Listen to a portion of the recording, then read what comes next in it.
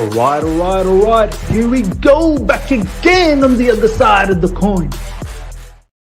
All right, welcome back to the other side of the coin, ladies and gentlemen. Look who I have in the building. It is the two classics. It's where this channel started once upon a time. These guys are honestly the pillars of this institution that it is right now. Thanks to you guys, obviously, the support. I don't know if some of you guys will remember. Back then, I had probably about, 5,000-6,000 subscribers. Obviously, now we're hitting close to 20,000.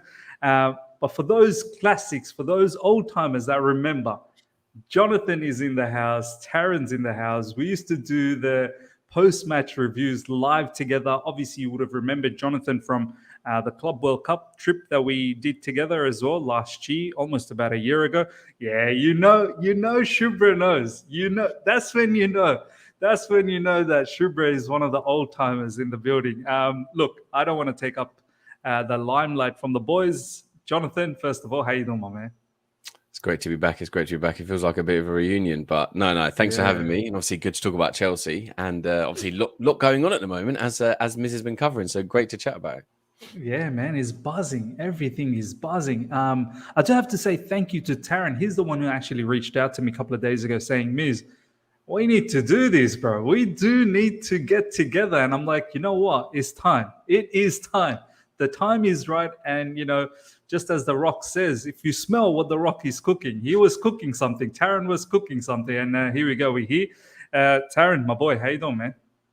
Yeah, it's literally been so long in the waiting, this stream, I think. It's been, good 3-4 months, I'll say. Probably. That run where we won it's a bit sensitive topic now, when we won the Champions League, that run, coming on streams after every game, literally, it was amazing. It was actually one of the best times of my life, and I'm not exaggerating. But yeah, there's a lot of interesting topics in Chelsea. Every single day I wake up and I'm seeing something different on Twitter, literally every single day. So yeah, looking forward to the stream, man. Good to be back with you guys. 100, bro. So good to see you guys here. Over nearly 200 live after 2 minutes. Thank you so much for everyone tuning in. Smash the like button, number one. As I keep saying, the likes are the biggest correlation to the growth of the channel. So if you enjoy the channel, smash the like button. If you're here for the first time, subscribe as well. We're literally about less than 300 away from 20,000. That's a big milestone. So let's get there together. And let's start this, boys. Let's start this and really get into the nitty gritty. Jonathan, look, lots of drama has been happening. Do you know what? Before yesterday, it was a little bit quiet for a couple of days. People were wondering what's going on. Is this the end of the transfer window? I myself, I was okay with it, to be honest. I thought Chelsea, the owners, have actually done a madness in this January to bring in all of these players and really transform that attacking half of Chelsea Football Club.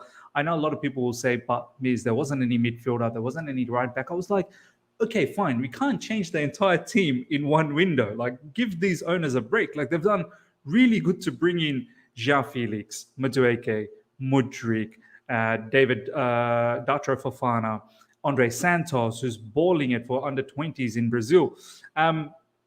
Before we get into the specifics of Malo, Gusto, and Caicedo, just want to ask you, like, what do you think about the January transfer window so far? Like, besides, I suppose, Caicedo's situation, like obviously Gusto, we've done it now. He's going to be loaned back to Lyon. Initially, I was a little bit sort of peeved off about it, but then I thought, you know what? Like, Reece James is coming back, and if this is a way for us to get a little bit less money to pay for Lyon, why not? I mean, he'll be there start of next season. So yeah, just want to ask you, man, what do you think about the transfer window so far? I thought we were going to be sanctioned or something when we didn't sign a player for 2 or 3 days. I'm thinking, what's going on? We were just signing players left, right, and centre. Every day you wake up to some news. So yeah, I was a bit worried. But no, in all seriousness, I think in the summer, everyone thought it was a little bit kind of just anything that, they're shooting their shots, anything that kind of sticks, they were going to sign. Yeah. It was chaos, and there was no real plan. And I've got fans of other teams bantering me saying we don't have any idea what we're doing. The new owners are just playing fantasy football manager. And yes, a few of them were probably not always the first choice. You look at Koulibaly now, maybe he wasn't the first choice. It was just someone that we needed at the time. But now in the January transfer window, it looks a lot more calculated. It looks a lot more. Obviously, we've got the directors in that they've made their appointments in the boardroom, etc., which obviously has helped. And I think they've got a clear plan. They know what they want to do. They know the players that we need to bring in. Obviously, attackers, wingers, we've struggled for years about creativity and directness. We've clearly solved that issue already. Still need an attacker, still need a midfielder. We've obviously now solved the right-back problem. We've got another centre-back, Badish. I don't know how to pronounce his name, but he's been good in the last 2 games. So that's all I can say. Badish. Who's that? Badi Shield. Yeah, Badi Shield. I figured, finally figured out he's pronounced as Badi Shield. I used to call him Badi Shield. But it's Badi Shield. So he's been good as well. And I think, it looks a lot more as if we kind of have a plan. And obviously, you make those appointments that we've done, and it was always going to happen. And it looks like we're negotiating well. Obviously, the Gusto deal, the Leon guys come out before the director and said, this guy's not going, Lacazette's not going, this guy. It always ends up needing a deal. It's like the Napoli guy, director who always puts his foot down. Sometimes these guys just come out just to make the money and make the deal that they want. And obviously, they wanted him to the end of the season. They can now spend 5 months, finding a replacement. We still got our guy.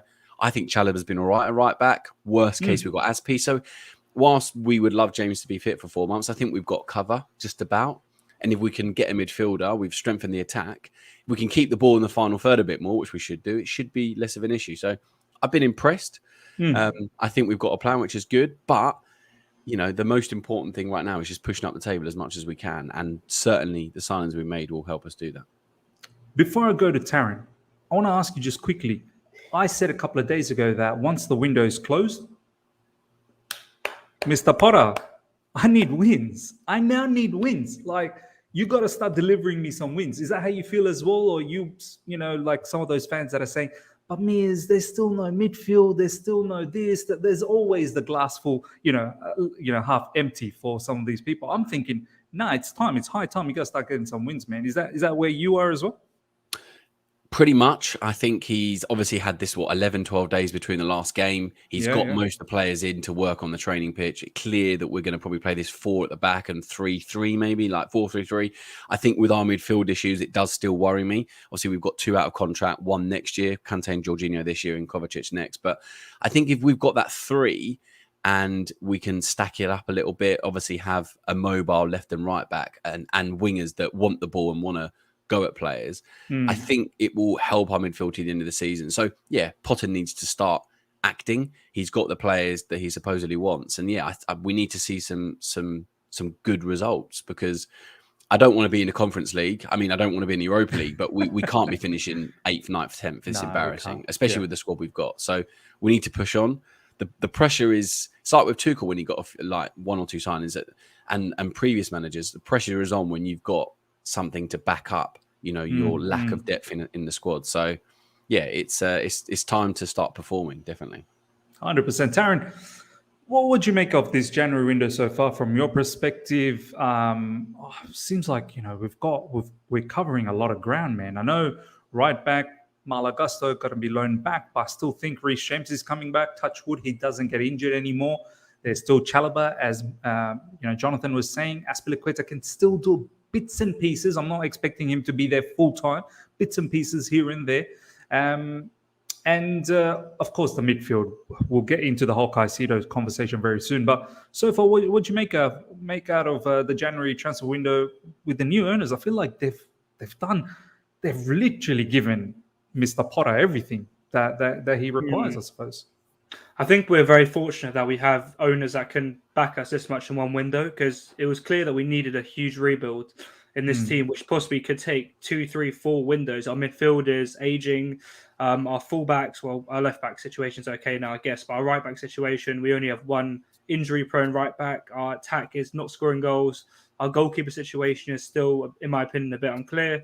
So this could have taken 3, 4, 5 windows, but we're lucky we have Onan Bowley, who's not like the Glazers, who's not like FSG, who takes 5, 6 windows. He relies on sales to make profit. So I'm very grateful for that. I think we've strengthened our right back area for next season, which was a big issue. Yeah. Reece James is coming back. Chalobah, like Jonathan said, has done very well, being that kind of Ben White style right back, I guess. Badiashile, in my opinion, was always going to be a good signing. He's physical, he's strong, he's good on the ball. People doubting him. You look what William Saliba's done. Look what Gabriel's done. They've slotted in very nicely in the Premier League.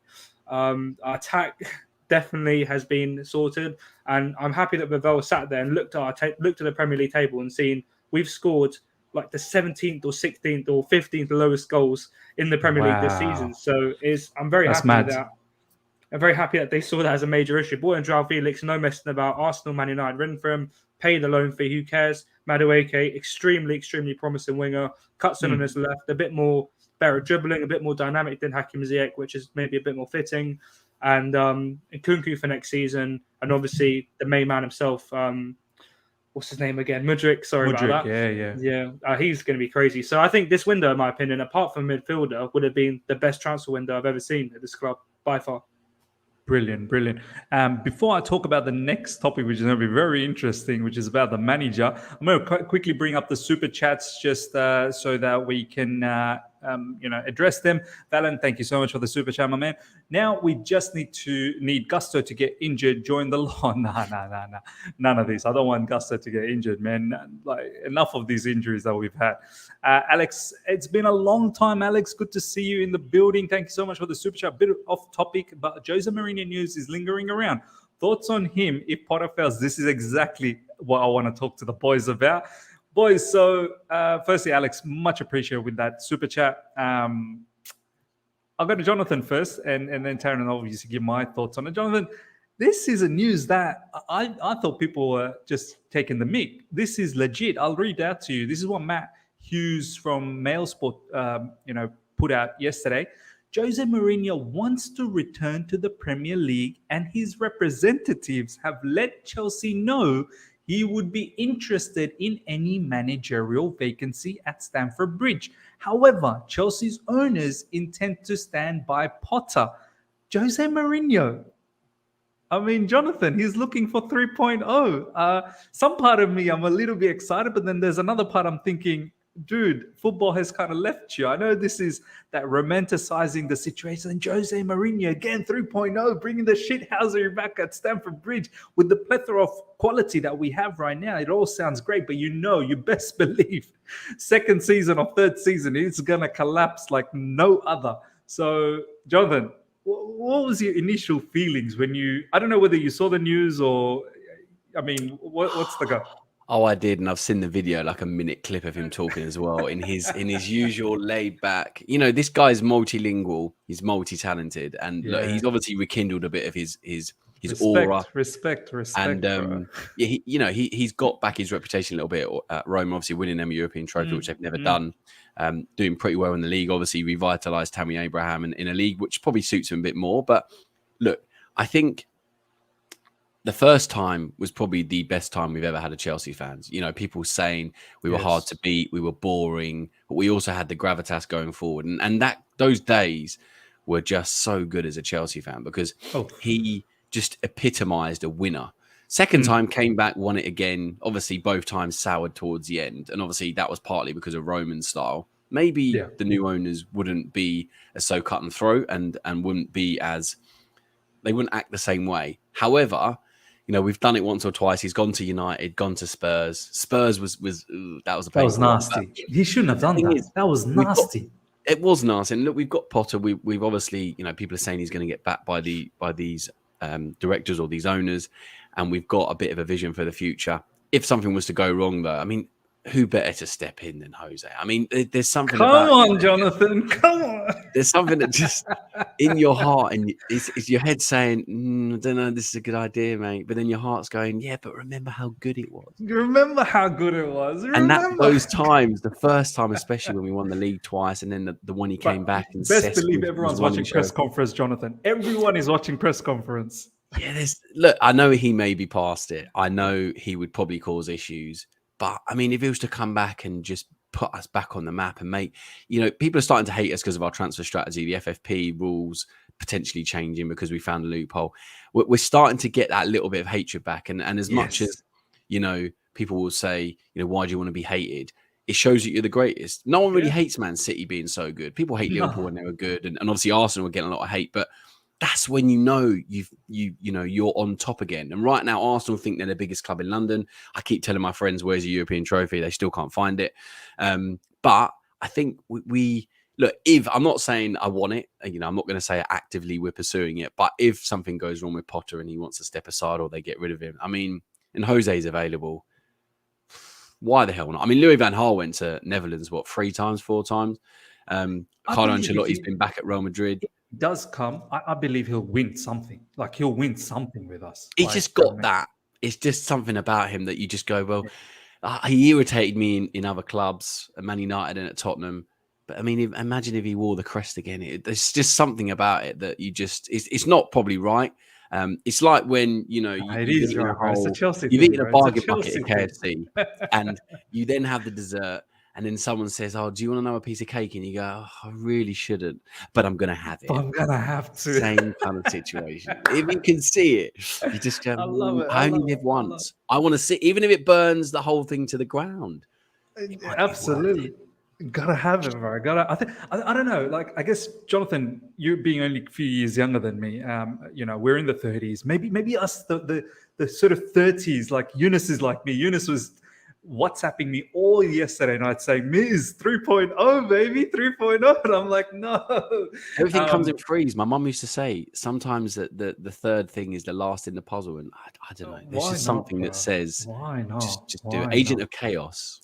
Agent of Chaos. I want to go to Taron. I mean, obviously much younger than all of us. Taron, how much do you remember of that Jose Mourinho 2004, 2005, 2005, 2006, those sort of period? And then obviously, second one, I'm pretty sure you probably remember. It was 2014-15 sort of time, I'm pretty sure. Yeah, 2014-15.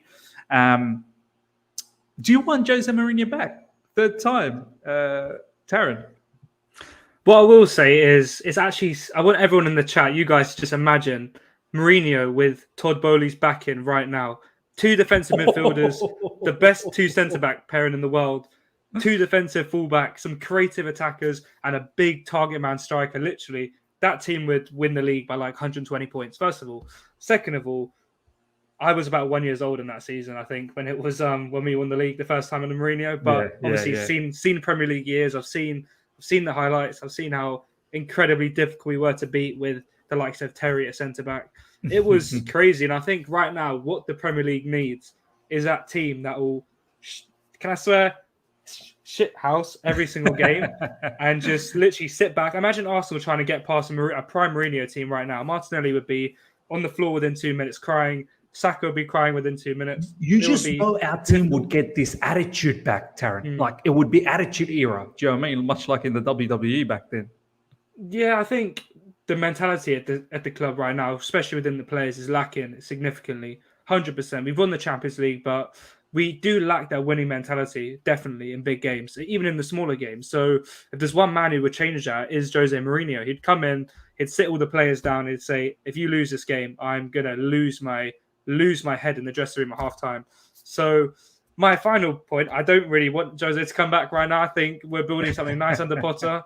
I don't think Mourinho is particularly the manager who'll work with the owners on a day-to-day basis, like Bowley wants. He wants. Well, apparently, Potter speaks to them 3 times a week. Like, that is I don't think Jose is going to be speaking. Bit of an obsession, to be fair, 3 times a week. But I don't think it's the right time. But that 14-15 season was literally just one of the best seasons I've watched by far as a Chelsea fan. That was mad. Incredibly hard to beat. Hazard, Oscar, Willian, and then Costa. Fabregas, Costa.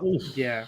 The balance, that's what I'm saying. Todd Bowley would bring him in a playmaker to sit there, a Nemanja Matic style player, the best back 4 in the world, and a Courtois. So, it's nice to think of, but overall, as much as it hurts me to say, I say we stick with the 6-year contract manager we have now, who we paid 30 million for literally a few months ago. So stick with it for now. True, very true. Look, I agree with what Taron said. I think people like myself and Jonathan, few people in the live chat, I know maximum of you guys are not interested about this one bit to have Jose back. I get it. I understand. Football's evolved and might have left Jose, but if you remember the true ones, if you remember how those days were, man, there was an attitude, there was this swagger about us. And I don't know, just to have that back. But then again, he's always left with disaster. He really has left with disaster. So do we go back to that? And also, does Jose really get along with the new owners? The kind of these new owners really want to be collaborating with the manager and want to be in with everything that's going on. They want to be aware of everything, and data and analytics, stuff that Jose, I'm not really sure if he's really an analytical data man. I remember there was a quote a long time ago when Jose said, if you're assessing players with data, then this is not a game for you. So I think it's going to be long. I don't really think it can happen, but I think the word will be out there if Potter cannot, get the results that we probably desire post this transfer window. There will be pressure. I'm not saying he'll get the sack, but there will be some sort of pressure. Whether Jose Mourinho is knocking on the door, we'll see. Valan, thank you so much for the super chat. Why Jose won't work? Won't like to work with directors. Yes, true. There's a lot of people involved with Chelsea Football Club now. Christopher Vivell, Paul Winston-Lee, there's Joe Shields coming. There's many more. There's a lot of people. And I don't know if Jose wants to work with all of these people. Style of play, absolutely. Do you want to see sometimes sit back and counter? But I do miss those days, the classic tactical days. 3 does not really like using youth players. Jose, time has passed. Yes, that's true. Aton, thank you so much for the super chat. Big up, Miz. Sorry, gents. All respect to Jose, but it's not a good idea. I'd rather Tuchel round 2 before him. Do you know what? I miss Thomas Tuchel, man. I really do miss him. I don't know about the boys. It just ended a bit too prematurely, but it is what it is. I don't want to go into that whole topic. That's a different discussion, but I'm not going to lie. I do miss the guy, but it's a results-based business. Okay, boys, let's talk about firstly Malo Gusto. We got the here we go before it all got taken away by, Caicedo news, which we'll get to. First of all, Jonathan, Malo Gusto, how much do you know about him? What do you think about him? I've seen a little bit of clips recently. I've seen some highlights of him. I'm glad we didn't pay overs. I believe it's something around £26 million plus add-ons, roughly around £30 million. And I said that's probably the maximum you want to pay for a 19-year-old, who seems to be a gem, obviously, but it's, he's unproven. You don't want to pay overs for a player that's unproven at the time, for the time being. I know a lot of people will bring up Mudryk, but Mudryk for me, you could see this guy's going to be a dynamic player. And you want to probably play overs for an attacking player as opposed to a right back. And that to a right back potentially will be a backup to Reece James initially, and then will take over. So, Jonathan, Malo Gusto to Chelsea. I like the news. Obviously, we'll be loaned back to Lyon. What's your thoughts on all of this? Didn't know too much about him before the transfer window. Obviously, seen a bit more about him as soon as we were linked. As you say, and as you always do, you try and look at some past games and some analysis. The Athletic have got a few good things on all the transfer signings that we're looking to make, and I always look at various outlets. So yeah, I've looked into him a little bit. Tipped to be France's number 1 right back in the future. Tipped to be a really good player, and obviously, look, we've got Reece James, who is fantastic, probably the world's best right back on his day, who does get injured a lot. So he'll compete. He'll probably step in because of injuries. As much as we'd want Reece James not to, you can't, now look back and think that he isn't going to get injured. So, look, competition is key in every squad. You look at Man City, they can basically play 2 11s. Arsenal are going to eventually get to that stage. Liverpool have been at that stage not probably as much as Man City, but they've got halfway there. And that's how you win titles and stay in all competitions, because played 63 games last year. We're probably, as Liverpool are, taking the toll. So, we need options. He looks like a good player. Yes, we've negotiated a good deal, it seems.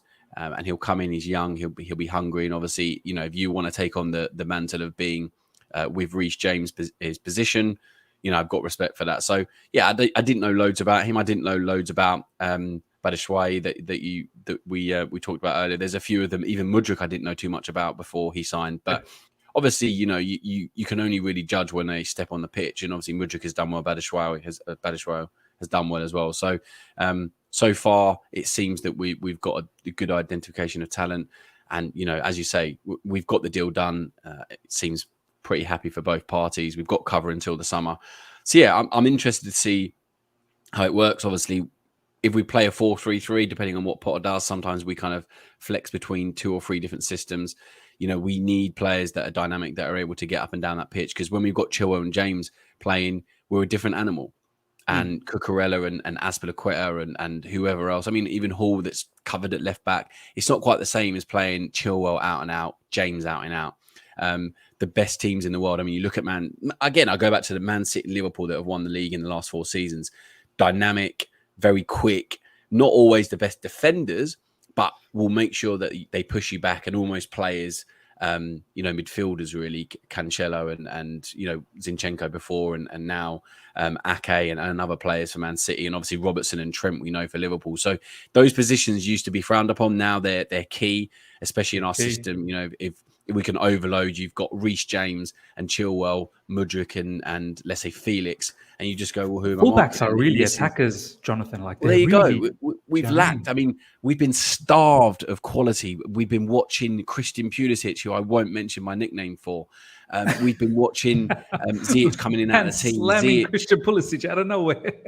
Ziyech has not been used correctly. I mean, the last few games we've given him the right kind of tools to play. Obviously, we haven't been getting on the end of the crosses, as I tweeted this week, but we've been starved of players in those wide positions. Hudson-Odoi's on loan. We've got Pulisic. We've got Hudson-Odoi is done.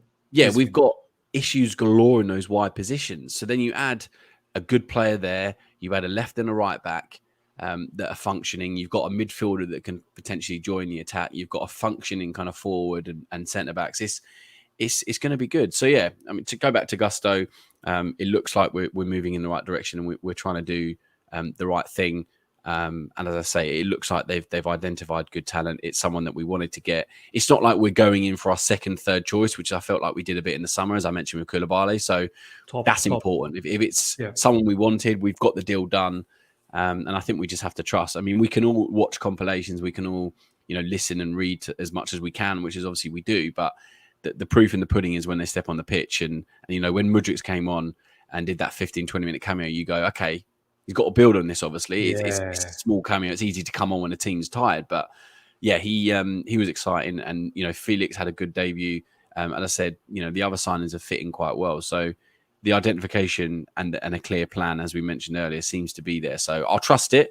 And I hope in the summer, once we've got, a couple of, functioning right backs and we're not, watching Azpilicueta try to run out his days. As I said, it's 2 in every position and we're going to get there. And just one other point, I know I'm going very slightly off topic before, but that's all right, bro. Hazard, everyone was saying about Hazard coming back and, we have him back, injury prone, issues, not in form. The same people that are probably saying no to Mourinho now probably said yes to Hazard because of the romanticized, because we know what he can do. Yes, it's been a bit more fresh in the memory and players are a bit different. He could just sit on the touchline. The manager is the manager. But, I didn't really want Hazard back, but then you go, but he could be so good. And it's the same Mourinho. It's probably not going to work. But if it does happen, you just have to sit back and watch the chaos. But yeah, we're building something. We've got a manager who, fits in this kind of system where he identifies, they agree. Gusto's obviously someone that, they've all agreed upon. And it just adds quality. And obviously it adds pressure to Potter, but it adds quality in a position where without Reece James, we are a completely different animal. We can get, even Kante, we've kind of forgotten a bit that he even plays for us at times, but James is a real miss. So if we've got someone that can even step in and do 50, 60%, we'll be sorted. 100%. Taron, one of the points that Jonathan made was we're going for our first or second targets. Like, there was obviously talks about in midfield with Amadou Onana, this, that, the other. And I said, look, stop deterring away from priority one, priority two. Enzo Fernandez, Caicedo. And with Malo Gusto, I like how Chelsea was just persistent. This is the one that we wanted, and this is the one that we want. And they negotiated with Leon. I think Leon, one of the biggest factor for them was obviously we're running out of time in terms of the transfer window. There's only a few more days left. Leon needs a replacement. This is why they were pushing Chelsea that if you want your guy full-time right away, you're going to have to pay overs. You're going to have to pay somewhere around £40 million because we don't have enough time to find a replacement. And you're going to leave us empty because he's our starter. And I think the reason we got a little bit of a discount, and a lot of people will still look at it, well, what kind of discount, man? We're paying 30 million or 26 million plus add-ons. So let's say 30 million for a 19-year-old. But it is a discount. It is somewhat of a discount. The fact that we're giving them back to Leon for the remainder of the season. I mean, Taron, what do you know about Malo Gusto? What have you seen? Do you like it? Are you okay? The fact that he'll come in next season. What's your thought process around this? I think this is arguably one of the smartest signings of our January window because Gusto, 47 first-team appearances at the age of 19. Reece James only played the Championship at that stage for Wigan, which is not top flight. He's playing for a league inside, competing for the Champions League. Bro. You've done the homework. You've done the homework, bro. Call me Mr. Research at this stage, honestly. Regarded by like Julian Laurens, Guillaume Balaga as one of the most talented right-backs that's ever come out of France. And like I said, 47 first-team appearances at the age of 19 is really, really absurd. And you can say Malang Sarr had 70, 80 for whichever team he played for, but this is a different gravy. Malo Gusto is the real deal, in my opinion. Malang Sarr played for... Who did he play for? Did he play for... I know Nice or something? Nice. Yeah, Nice. Maybe Nice. But that's not like a European competing team, is it?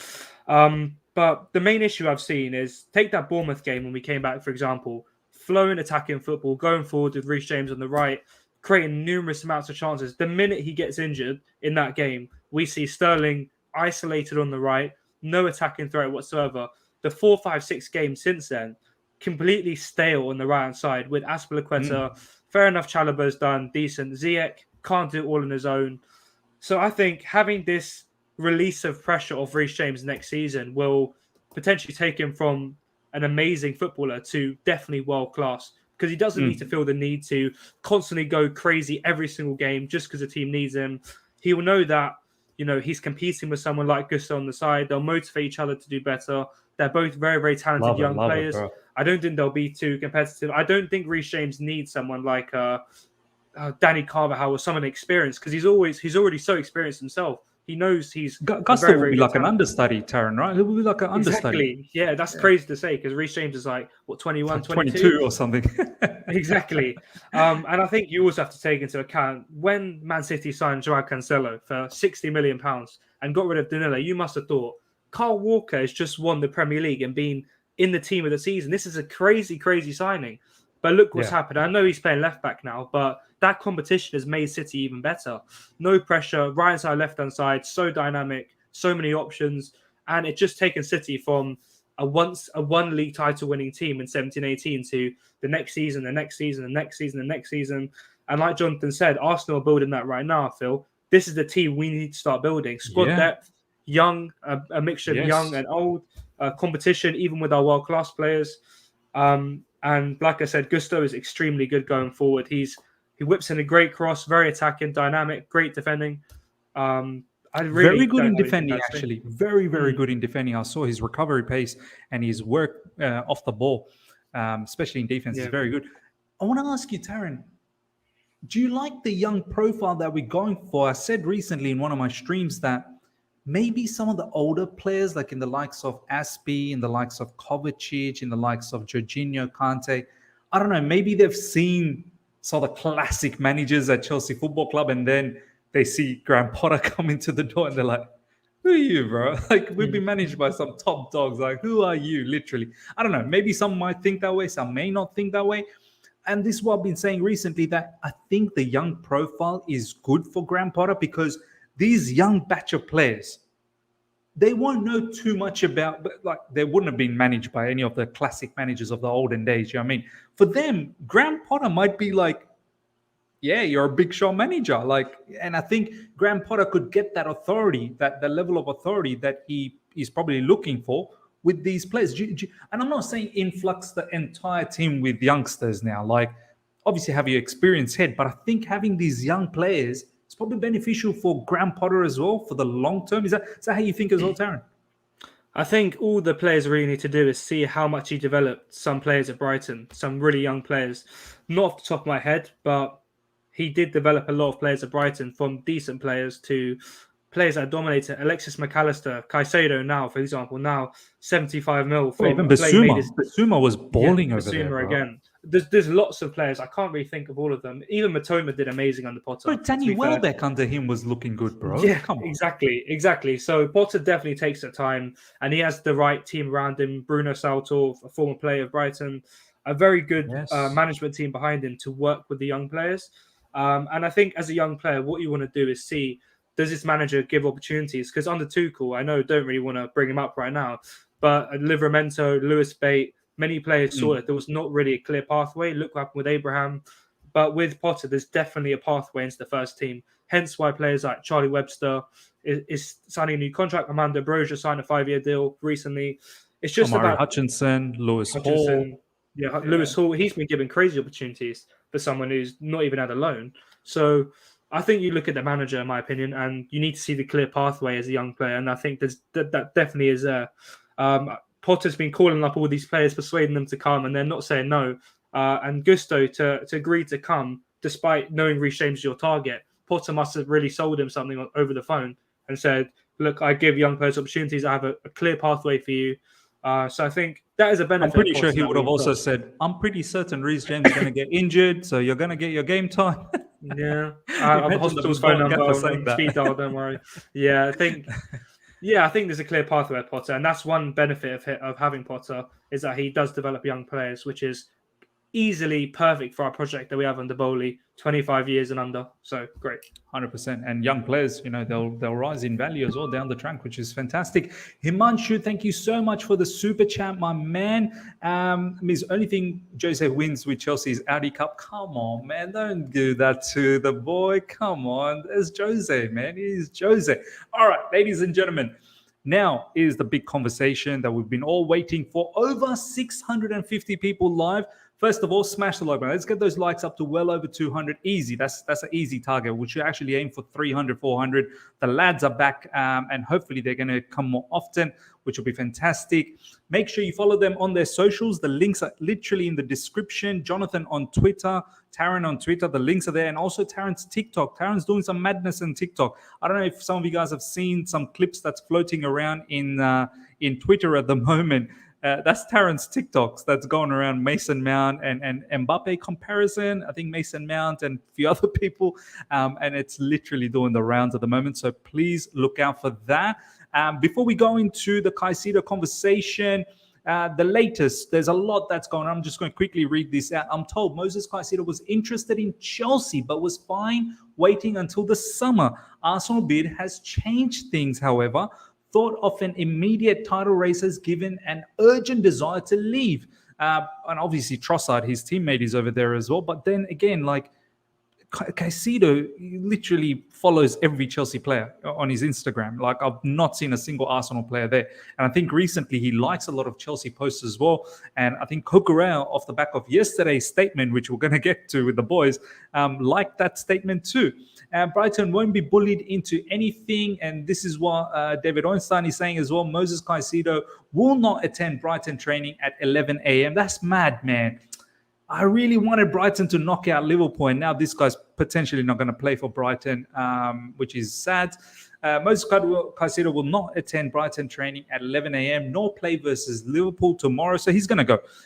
Brighton have told 21-year-old Ecuador midfielder to stay away until Feb 1st when transfer window closes, plus expect him to be part of the squad for second half of the season. Wow. Brighton are not messing about. They told him, you stay away. You're going to cause, distraction. Simon just tweeted, we'll get to that. Jonathan, let's get to you first up. Bro, it was a storm last night. It really was. I mean, obviously, all this time, I had the feeling that, Chelsea's going to do the job with Caicedo. First of all, wanted Enzo Fernandez. Like, that was madness, what we did in the beginning. And then the second time around, we came back. But Benfica looks like they just don't want to get into the party. They want the money up front, that 420 plus taxes million euros up front for Enzo Fernandez. If you want that guy, Enzo Fernandez is just is the best midfielder going around at the moment. For me, he's a game changer, right? If we get a player like him, you change the spectrum, right? So, but I don't think that's happening. So I thought, okay, Caicedo is still a very decent, secondary choice. Let's do it. And I thought we're the front runners for this, and I was very confident up until yesterday, Jonathan, where see news that Arsenal have put in a bid for 60 million, which was very, very quickly rejected as well. Looks like Brighton's really holding out for about 75 million minimum for this particular player. Then Caicedo on Instagram and on Twitter, on his profile, comes out and puts a statement, a very emotional statement. I'm one of 10 siblings. I come from Ecuador, very poor family, humble beginnings. This money, this is going to be a record transfer for Brighton. I'm blessed to be able to do that for Brighton. But now I need to move on and look after my family. Like he's come out in public off the back of his manager, Roberto De Zerbi, literally a few hours before that in the press conference saying, I spoke to him like a father. He's staying. It's all calm. Just 4 days ago or 5 days ago, Brighton made a statement on the Brighton Twitter page saying Caicedo is focused. He's staying at Brighton. And now we don't know because Caicedo has not really said, I'm going Arsenal or am I going to Chelsea? He's like, I'm going, but one of you guys come and get me. What do you make of all of this? For me, I'm like, I don't know, man. That's a little bit disrespectful to the club to be open like that and holding them out, literally saying to the club, you better sell me now, man. But I also understand from his side, like he's once in a lifetime opportunity to go to a big club. You never know if it's going to happen again or not. What do you make of all of this, Jonathan, this madness?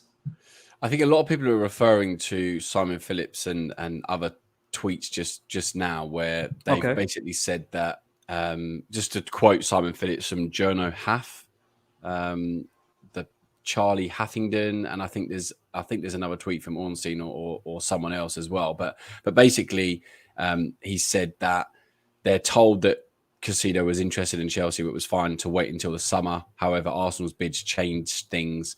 Thought of an immediate title race, has got an urgent desire to leave. That's what kind of the long and short of it is from Simon Phillips. But I think, potentially he would have come to Chelsea if we'd have bid the right amount of money. Brighton are clearly, had their price for everything. We've paid it for Potter, we paid it for Cucurella.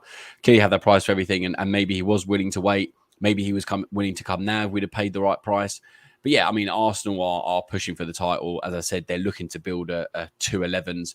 Partey is a key cog in their kind of system. If he was to fail in terms of form, in terms of an injury, in terms of a suspension, bringing in Caicedo is a very smart piece of business. I think Arsenal wins the league, Jonathan, if they get this. I think at the moment, if they can get one or two more signings, they've strengthened in defence recently. That's kind of gone under the radar. They're looking to obviously get this guy. They were looking for Mudryk as well, so and got Trossard. So they're pretty much on target for what they wanted to do as well in terms of recruitment. And they've pulled out of things and obviously let Chelsea have Mudryk effectively. I think Caicedo, is a good option for either team. And it was a bit strange to see last night him come out like that, a bit of Friday night drama, which was interesting. Obviously, Miz covering it as always, but I think, he'd be a good signing for either club. And it just shows the caliber of teams, someone going for the league and someone like, us in languishing in 10th, but obviously with bigger objectives and bigger targets. So, look, he's a good player. He looked good at the World Cup. I know it's easy to do that, and people say, you shouldn't judge on that. But he's also looked really good in the Premier League. He was rumoured to have been wanted by United previously. So, people have already identified Liverpool him as well, I think. Liverpool were in the mix. Exactly. He's a good player. And I'm not saying he could be the new Kante coming to this league, doing well, making a big move and then pushing on. I'm not saying he's of the same mould because he's probably a little bit better, moving the ball forward. However, I think, it would be a very good signing for either team. And whatever happens, would you be upset if we don't get Caicedo? I think, we've gone for Enzo, we've gone for Caicedo. It would be a bit annoying because, like I said, we've looked like we wanted to get our first target. Maybe we kind of settle for second. At the moment, we're looking like we're getting all our first kind of choices. So it'd be disappointing to go for Fernandes quite publicly, to go for Caicedo, albeit, a verbal £55 million bid. You read as much as you can trust some sources. You can only take it with a pinch of salt. But to go after two midfielders in a position that we really are craving for cover and to not get them would be disappointing. However, we've got one up on the Mudryk deal. We've made other signings that will strengthen us and we would obviously still need to buy a midfielder. I'm not going to say that we don't. So it would be very helpful if we could bid. But if I was him, if I'm being 100% honest, and the same money or whatever, they basically gave him an ultimatum, Chelsea or Arsenal, I would probably go Arsenal if I was him, purely because I still think he'd start next to Partey. They'd move Xhaka forward. He would definitely be in a team that's competing for the Premier League. He gets a chance to win the Premier League. Like he gets a chance to. We may not be in the Champions League next season. They could win the Premier League. So I wouldn't blame him for going there. And I would, unfortunately, if you're being completely honest, as I always try and be, I would go to Arsenal. So, yeah, great signing if we could get him. And we'd need to identify another target and quickly, because I don't think I want to go into the rest of the season with the midfielders we have. But, yeah, but surely you wouldn't want just any type of a midfielder. Exactly. That's the thing. So that's why it's a bit worrying to go Enzo, to go Caicedo and not get what we want. Maybe we've got another one up our sleeve, because Gusto kind of came out of nowhere. That was with a bit of gusto. Would you that was a bit good job, bro. Good job. Would you be happy with knowing Kante apparently should be back by end of February, Zakaria hopefully a couple of more weeks, there's Ruben Loftus-Cheek, there's Kovacic, there's Jorginho, there's Mason Mount, there's Conor Gallagher, the Roadrunner. I mean, do you think just for the remaining parts, make do with these players, or you don't feel confident about any of these guys? We can make do with a right back because we can kind of adjust and get through. Whereas a midfield, which is where we've been dominated in big games this season, you watch the Arsenal game, you watch the Man City game, we were dominated in midfield. And to go in, I mean, half the names you just mentioned, I wouldn't even have in our squad, let alone, Ruben Loftus-Cheek, the guy linking all the lineups. Why is he still doing at Chelsea? I don't understand. Yeah, why he's still, maybe because he wants to stay, like I said, to leak the lineups. But I think Loftus-Cheek is. Did you just say that, bro? Leak the lineups. Do you think he's got like a 100%? There's loads of people saying. I thought that was Chalobah. I thought it was Chalobah doing that. But I mean, regardless, a lot of people have been saying it's Chalobah. Regardless, he's not good enough. Loftus-Cheek, and I've said this for years. If you followed me, I've said it for so long now. He is not good enough. Squad player at absolute most if we're punching. You then said about Mason Mount, who's had a very big dip in form. We can't. Start him in the next few games and expect him to perform. Yeah, I really can't hope talk too much about Mason Mount anymore, bro. I get too much. I've always been critical of him. Again, I'm not someone that's shy of criticism, and I will always say my opinion. But you look at Gallagher; he's been in and out of the team. You can't say that these players are going to get us top four. And I know that's a very, very distant target, something that's probably not achievable. However, we need to aim for as high as possible. And if you said to me, we're going to play Jorginho, Gallagher, Mount for the rest of the season, no, thank you. Kovacic is, can do a job. Kovacic has declined for me. Yeah, he can do a job. Can do a job in a 3 potentially, but then where do you play him? Because you can't really play him as the DM, and we clearly are playing with those 8s. As I said, there's not many options. Kante, I don't even consider him an option most of the time because he's just injured all the time. He might play for a couple of games. We'll get a bit excited and injury. So Kante is just, well, if he can play, he can play. I'm not going to rely on him and expect him to play. Jorginho is probably applicable for 25% of our games. See, these are the names that I want to stay away from. We don't want to. This is why I don't want. If we're not going to get our number 1 or 2, let's not do anything. We need top targets, and we've got a scouting department for that reason. But yeah, I mean, I look at our midfield and it's so light. Yes, I do like Zakai. I think he's been impressive with the presence. It's a shame he got injured, and I think he's done well. But again, he didn't even play under Tuchel, and now he's suddenly getting game time because of our lack of strength. Didn't even play under Graham Potter up until. Well, exactly, and he's playing out of necessity. He's done well, and he's still the best of a bad bunch. But maybe if we sign him in the summer as a squad player, but we need to. I think Jorginho will leave. Obviously, Kante we may extend, but yeah, we need to find solutions because our midfield is bang average, and that is a very important part. As I said earlier about left back and right backs have become really important in the last 5 to 10 years. Midfield has always been important. We talk about Mourinho, we talk about previous Chelsea teams, Lampard, Mikel, Ballack, Makelele, Essien. You look at Man City's midfield. I mean, they play 1, sometimes 2. Sometimes they don't even bother playing. Yeah, Ramirez as well, bro. Ramirez was there. You look at the best teams in the history of the Premier League, not the last 5-10 years where football's adapted and changed, but midfield has always been a position where you need strength, you need presence.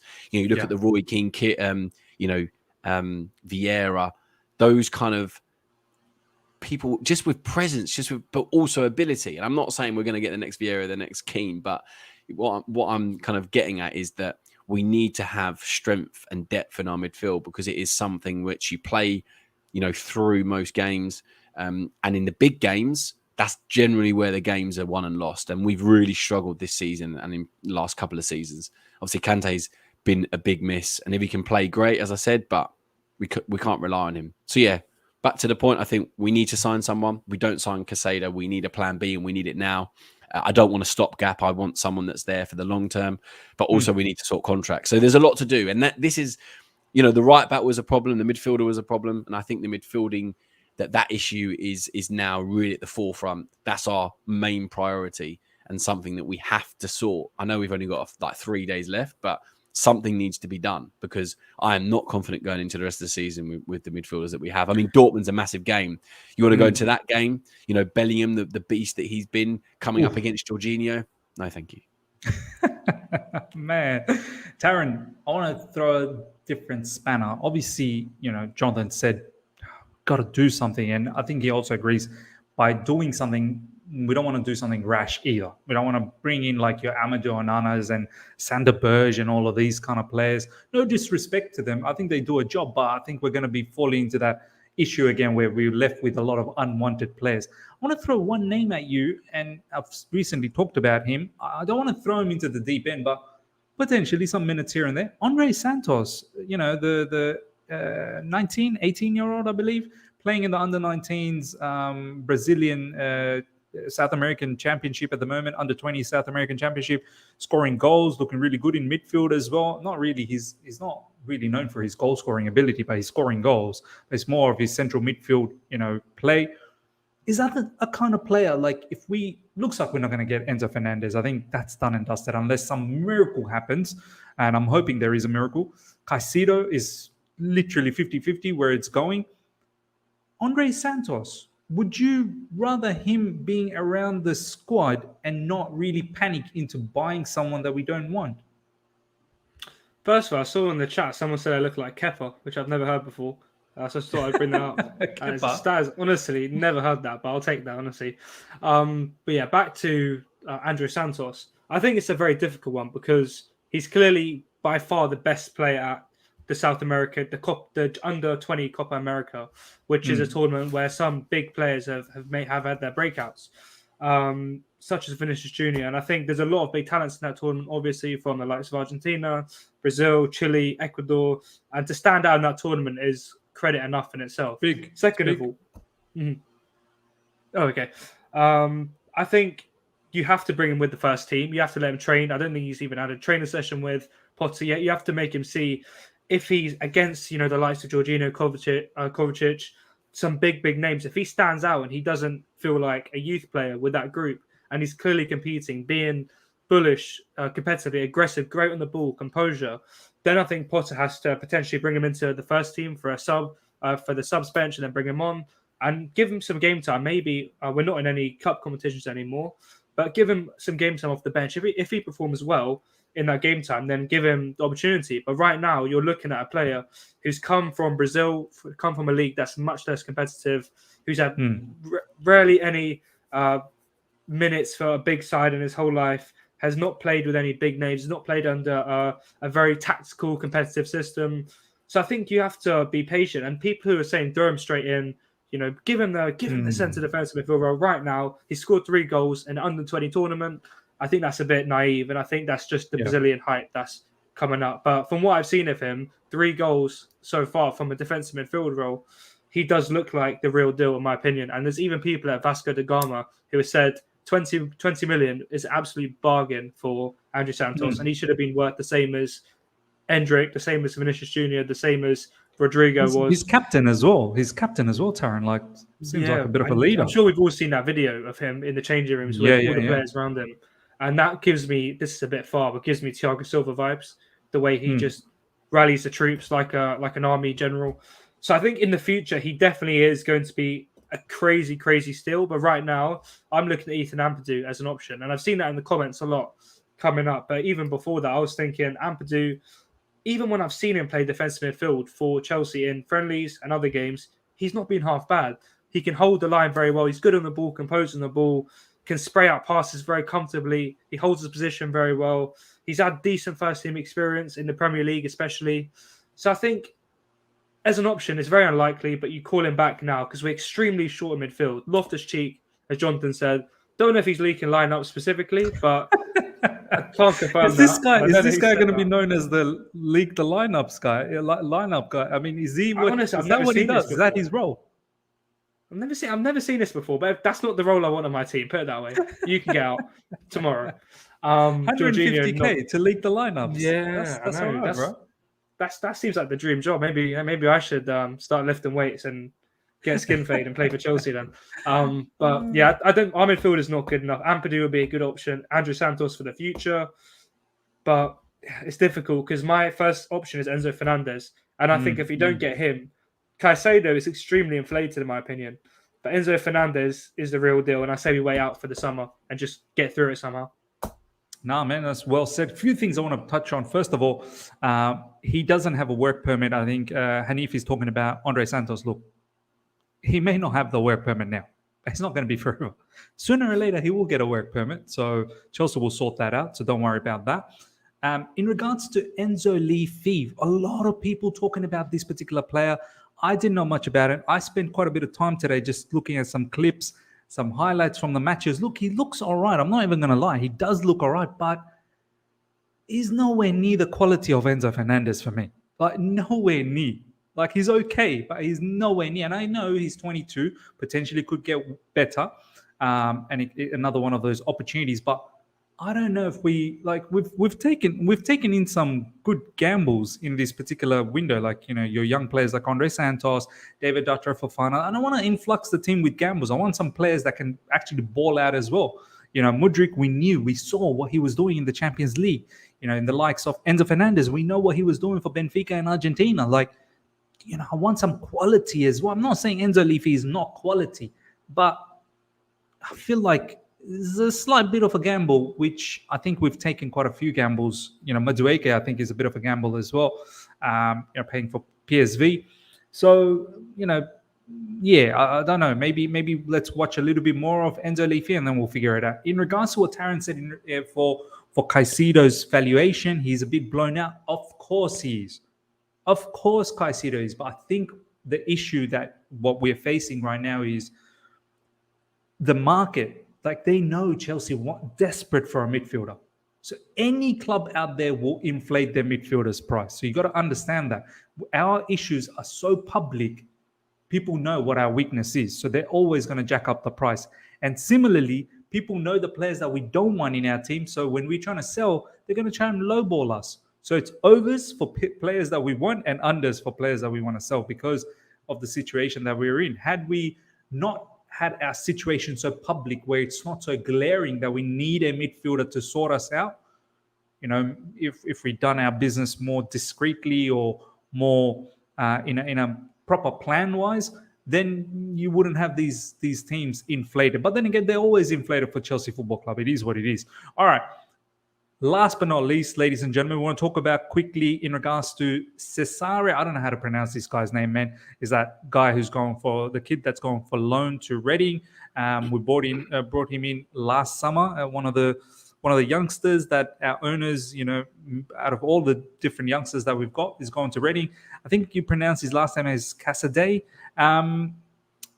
Jonathan, this guy, I think it's probably right that he's gone on a loan. He's young.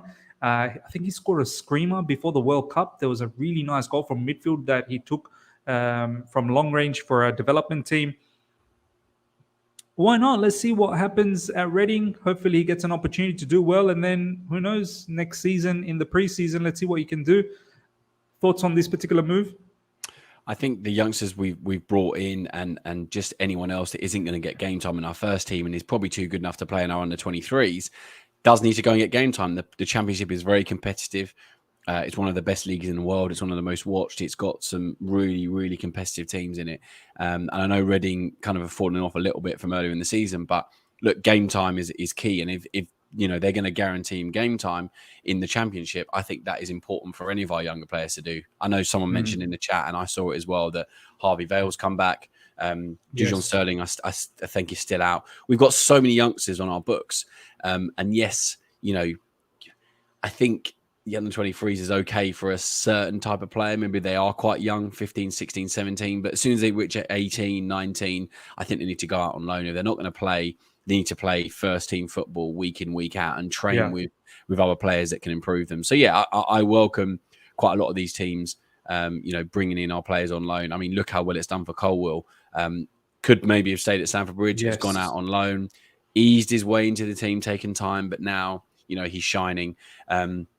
It just shows that we do have a lot of good players and they just need to play games. The under 23s, as I said, no disrespect, but the players that Ian Martson's another one. Jonathan, Ian Martson.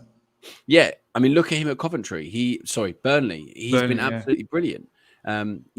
Company has got him playing fantastically. So yeah, I mean, look, we've had many success stories with loans. Some of them have worked, some of them haven't. Obviously, you go back in time and you look at Mason Mount, you look at Tammy Abraham, you look at Reece James that have had good loan spells, come back and done well.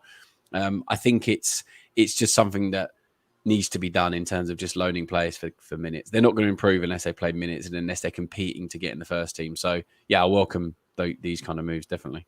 No, for sure. Taron, Cesare Casadei, I believe that's how you pronounce his name, going to Reading, potentially a good move for him, I suppose. I think it's a good move. Reading are doing decently in the Championship, to be fair. Not, I'd say, in a relegation battle, not competing for the playoffs. So I'd say that's good for him because there's not really a lot of pressure to do well. Obviously, there is. You're on loan from Chelsea, you have to do well. But it does ease off that instant getting thrown into a promotion dogfight or a relegation dogfight. It gives them that time to adapt and chill a little bit. I understand what the board have done. I saw a tweet earlier that said he was allowed to settle down for 6 months, get to know London, get to know England, get to know the players, Cobham, how Chelsea operates. Then he was going to be sent out on loan, which is smart from the likes of Bowley, the likes of the recruitment team. I think he's a very talented player. That goal you mentioned against Port Vale in the Johnson's Paint Trophy, is that called Papa John's? Wow, this guy's done all the homework, bro. Wow. I was watching that game, so that's not actually research. That's just good. But that was a scream, honestly, against the first team as well. So that instantly says he's too good to play in League One. He's too good to play in League Two against dominating men's teams. It's not like he's dominating the Port Vale under 21s. He's dominating a men's football team in the English system. So I think this is a good loan for him. Inter Milan rated him very highly, hence why it was such a high fee for a loan player, not a loan player, a youth player. So yeah, good loan, good player, good club, near my house. So might go and see him one day. I'll let you know. I love it. Does he actually live near you? Reading's like that half an hour, 20 minutes away from me, so not too far. Go give us live update about him, bro. If you can catch a Reading game, let me know, man. We might do a bit of live stream madness. T1, thank you so much for the super chat. Which of our current midfield can you see elevate their game if the team around improves like Xhaka at Arsenal? Which of our current midfield can you see elevate their game if the team around... So let's say, for example, we get like an Enzo Fernandez or something. Who would it elevate? Who could that elevate? I don't know, man. I'm not really sure. Like, Jorginho, can he elevate even more? Kovacic, does it make his shooting better? No. I don't really know. I don't think it really elevates anyone, in my personal opinion. I mean, Jonathan, does it really elevate any of our current midfielders if we were to get like an Enzo Fernandez or Caicedo? If we're talking about improving their game, Xhaka was finished at Arsenal. The only player that could really elevate their game to that extent, and you'd be shocked, would be Loftus-Cheek to suddenly turn it around, because Xhaka had a real... I didn't want to say it, but I think that's the I don't want to keep talking about Loftus-Cheek. I mean, he just shouldn't be here. I don't get the romanticizing about, I've seen so many big accounts on, Loftus-Cheek's amazing, Loftus-Cheek. No, just move on. The guy's not just injury prone, but he's not good enough. One game here and there is just not good enough. He doesn't play well enough for us. He's not good enough for our team. We just need to move on. I don't get it why we can't just move on from these players. I get it. He's English. He's 26, 27 now. Palace probably wouldn't even want him back, and they're nowhere near a team that we are. So, yeah, we just need to move on from some of these players. But, yeah, interesting conversation and interesting questioning. But, yeah, I don't want to talk about other teams. I want to focus on Chelsea and what we can do. It should be a good end of the season. And I think, with the signings we've made, we should really kick on. And what I think the priority is now the Champions League. You look at Dortmund, the away leg and then the home leg. I think we can win, bro. I think That's we're going to win the whole something thing. that it can be the make. Well, I wouldn't say the making of our season, but it could end the season on a decent high. I mean, look, we could get a decent quarterfinal, and then suddenly, we get excited. Obviously, we've got to beat Dortmund first, but I don't care where we get them. If it's a quarterfinal or the semi-final, I want to play PSG. I want to play Messi, Neymar, and Mbappe. Don't care if we go out. Imagine watching those We're three not going live, out, bro. We're winning watching it, bro. Messi, potentially his last season in Europe. Maybe that's just a dream for me, because we're not, you never know with football and cup competitions. But if we could play them at some point, that would be amazing. But yeah, let's just beat Dortmund first. That's our biggest next game, really. I know we obviously want to do as well as we can in the league, but I want to push in the Champions League as much as possible. And that's why we need the signings, because, these players are in big moments, in big games. That's when your Caicedos and Fernandezes, they will step up and be counted. 100%, man. Nathan Gissing is saying on contract talks, I think Jorginho pretty much gone. There's been no talks of a new contract. Look, I thank Jorginho for his services. He's been amazing for us. I'm not even going to lie. Obviously, there's distinct flaws that has at times been ridiculous in games, but it's time to move on. That is how I feel, and I think that's how majority feels as well. And I think we can get his skill set without the flaws with other players as well.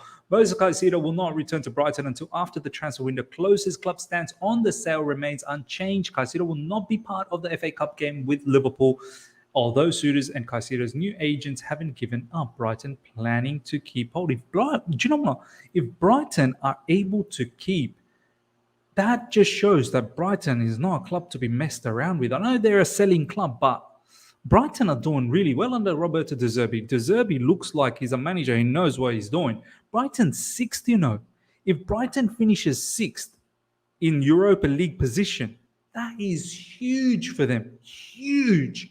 And the level of football they're playing, they probably deserve to be at least 6th, to be honest. We're going to wrap things up, ladies and gentlemen. Over 740 still live. At one point, it reached 900. Smash the like button. If we can get to 300 likes whilst in the stream, that would be great. Obviously, we've gone overtime today, but I had to with the boys. I don't get the opportunity to speak to them, so it's always a pleasure to have them and talk to them. Hope you guys have enjoyed it. Make sure you follow them on socials. Before I go, I'll let them, plug whatever they want to plug. First of all, Taron, how was the show? How are you feeling? And what do you want to say?